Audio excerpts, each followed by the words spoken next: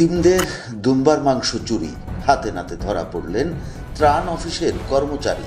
এতিম ও অসহায়দের জন্য সৌদি সরকারের উপহার সেই দুম্বার মাংস চুরি হয়ে গেল জেলা ত্রাণ অফিস থেকেই। ঘটনাস্থল শরীয়তপুর, আর অভিযুক্ত অফিসেরই একজন কর্মচারী। এই চাঞ্চল্যকর তথ্য উদ্ঘাটন করেছে শরীয়তপুর নিউজ ভয়েস 24 এর অনুসন্ধানী টিম।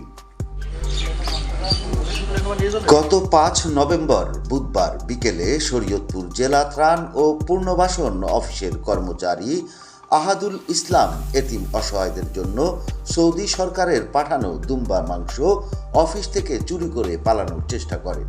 তাকে শরীয়তপুর থেকে মাদারীপুরগামী একটি বাসে উঠে যেতে দেখা যায় এবং সেখানেই উপস্থিত এক সাংবাদিক তাকে হাতে নাতে ধরে ফেলেন। ধরা পড়ার পর আহাদুল স্বীকার করেন, এই কাজে অফিসের বড়বাবু রাকিব হোসেনের নির্দেশে তিনি কাজটি করেছেন। ঘটনার পর ওই সাংবাদিক বিষয়টি জানালে জেলা ত্রাণ ও পুনর্বাসন কর্মকর্তা নাজনীন শামীমা তাকে ঘটনাটির ভিডিও ফুটেজ হোয়াটসঅ্যাপে পাঠাতে বলেন। তিনি ভিডিওটি পাঠান এবং জানান বিষয়টি তদন্ত করে দেখা হবে।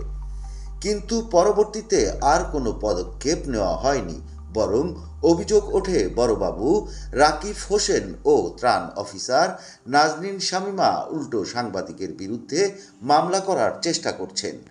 অফিস সহায়ক আহাদুল নিজেই জানিয়েছেন, তাকে চাপ দেওয়া হচ্ছে যেন সে বলে আমি অফিস টাইম শেষ করে বাসায় যাচ্ছিলাম। এই সাংবাদিক আমাকে হয়রানি করেছে।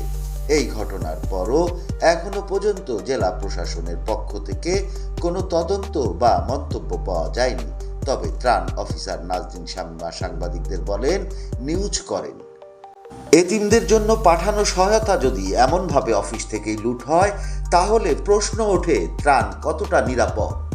জনগণের করের টাকায় চলা সরকারি অফিসে এমন অনিয়ম ও চুরি শুধু প্রশাসনের ভাবমূর্তি ক্ষুণ্ণ করে না, মানবতারও অপমান করে। এই ঘটনায় অভিযুক্তদের বিরুদ্ধে নিরপেক্ষ তদন্ত ও কঠোর প্রশাসনিক ব্যবস্থা দাবি করেছেন সংশ্লিষ্ট সাংবাদিক ও সাধারণ